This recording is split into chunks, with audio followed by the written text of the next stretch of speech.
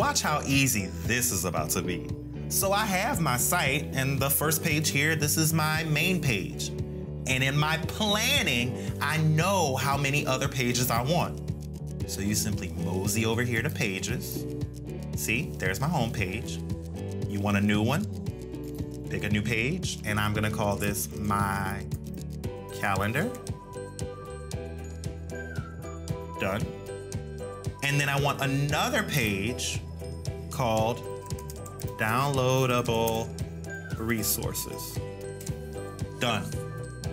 And if for some reason, let's say I had multiple calendars, you are allowed to add sub-pages underneath that page. So if I had a main page called My Calendar, and then I wanted to put my workshop calendar, and then put my personal calendar, and then put my office hours calendar, you can add sub-pages underneath that.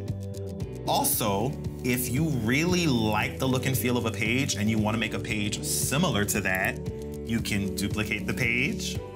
You can also hide the page from navigation so that the viewers don't see it at the top, but the page still exists. So just know that as you make your pages, you do have options of what you want to do with them. Do you also see what I'm doing now?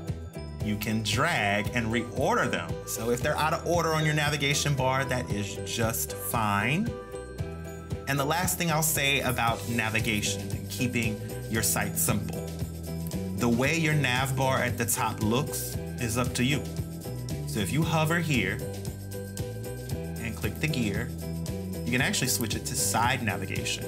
So that way, your user clicks the side menu and that's where your pages show. Or if you think it's easier for your user to see it at the top, you can put it at the top.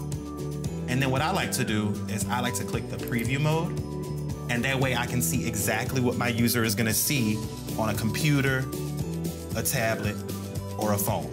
So if you're feeling not as confident with your site building, you always have the option of clicking that preview, exiting the preview so that you can see what that user is gonna see. So make your pages. Make your pages. It's that easy. So now I got a really good template, a framework to start adding my content to this page.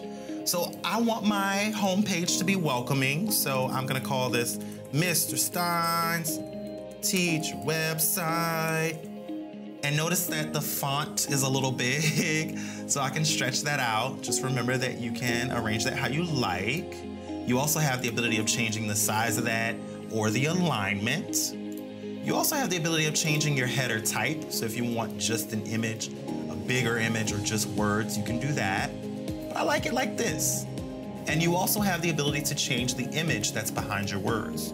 So if you choose Select Image, it'll show a preset gallery of pictures. So you're welcome to pick from these, or search by website, search via Google, pull something from your Google Drive. But again, that's up to you. I said that I wanted a colorful kind of look and feel, so I think this one will do, and I'll go ahead and select it. When you're choosing an image for your header, Google Sites will automatically adjust things so that the text is still readable. So if you don't like what it does, you're welcome to remove that adjustment. But again, Google just does that so that the text with the header is readable. So I got a header, I got my text, and then the next piece that you want to include is, I said I wanted a picture of myself and my contact information. So yes, I could take the text box and drag this out onto the page. I could choose images and put that on the page. But the best way to get your content there fast is to pick a layout. So this layout right here has a picture and some text, which is exactly what I want. So I'm gonna drag that right here, and voila. Right here, if you click the plus, it will let you pull any of your content from Drive or from your computer. So in Google Drive, my whole life is in there. And this is what I love about Google Drive being embedded into Google Sites, is that right here on the right-hand side, you have all of your folders and all of your content that you know is in your Google Drive. You also have the ability of clicking Shared with Me and Recent. And if you choose the search bar here, you can choose File Type, Images, and pull an image from your Google Drive. And note that once that image is on your page, it too is adjustable. So if you're trying to do it big and you want to be bigger, you can do that. You also have the ability of uncropping it to the full image shows or cropping it yourself. So that's up to you. Crop it back, crop it any way you like. And then right here on the right, I said I would put about Mr. Stein.